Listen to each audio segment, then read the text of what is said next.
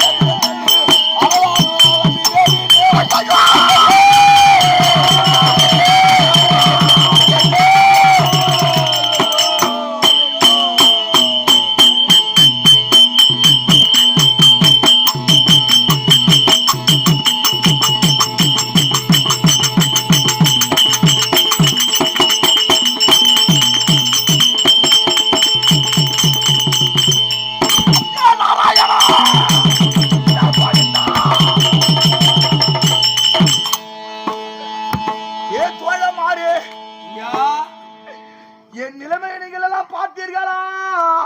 சுவாமி செய்வது ஒரு வீரனுக்கு நான் பிள்ளையா பிறந்து ஒரு பெற்றெடுத்து என் தாய் நல்ல முறையாக என்னை வளர்த்தெடுத்து, ஆனால் அவளுக்கு ஒரு பிள்ளை இந்த நிலைமை.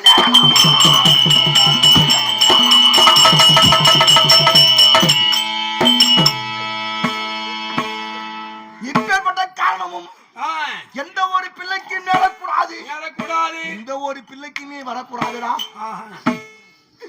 டெல்லி அத்திமாநகரத்தை ஆண்டு வரக்கூடிய சேரன் சோழன் பாண்டியன் இந்த மூவேந்தரிலே முந்தி முதலாக எனது பாட்டனோ அவன் திருதாட்டுதல், இரண்டாவது என் பாட்டனோ பாண்டு மகாராஜன், மூன்றாவதோ சிதிர மன்னன் பிறந்தார். இந்த மூவரும் அங்கே பிறந்து நல்ல முறையோடு அவர் வாழ்ந்து வரும்பொழுது, ஆனால் முந்தி முதலாக அந்த திரு அதனுக்கும் காவலர் அமைக்கும் பிறந்ததோ அது கௌரவ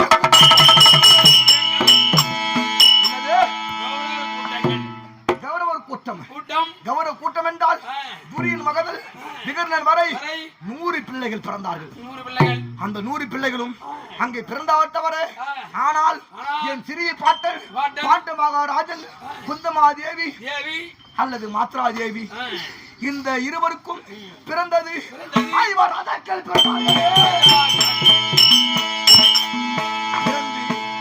அவர் வளர்ந்து என்ன சுகத்தை கண்டார், ஏன் சுகத்தை கண்டார்? அவர் பட்டதெல்லாம் ஏய் இந்த மண்ணை அள்ளி என்னலாம் என்னலாம். ஆனால் அந்த புரிவன் செய்த அந்த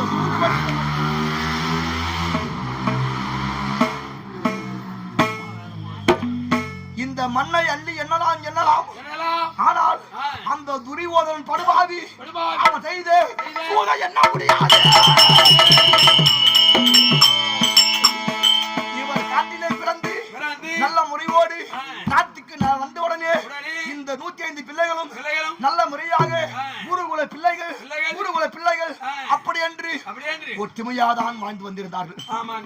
ஆனால் பார்த்தான் துரியோதனன் மண்ணை ஆண்டவர் மாநிலம் கோடி, இன்னும் ஆள்பவர் அவர் எத்தனை கோடி. இந்த வாழு மண்ணுக்காக அவர் ஆசை வைத்து இந்த துரியோதனன் இந்த பாண்டவர் பிள்ளை இந்த 5 பேரும் வாழக்கூடாது. படுபாவி யாருடா? நீ பெரியப்பா பிள்ளை, இவர் சித்தப்பா பிள்ளை. இந்த இருவரும் நீங்க நாட்டை ஆண்டா என்னடா வாரி போக போறீங்க? இந்த மண்ணை நாம் பசிக்கலாம் என்று உண்ணலாம் என்று நினைக்கும் பொழுது இந்த மண்ணை அள்ளி உண்ண முடியுமா? முடியாது. ஆனால் இந்த மண்ணுதான் நீ எப்போது வருவாய் அப்படி என்று இந்த பூவுலக பருவத்திலே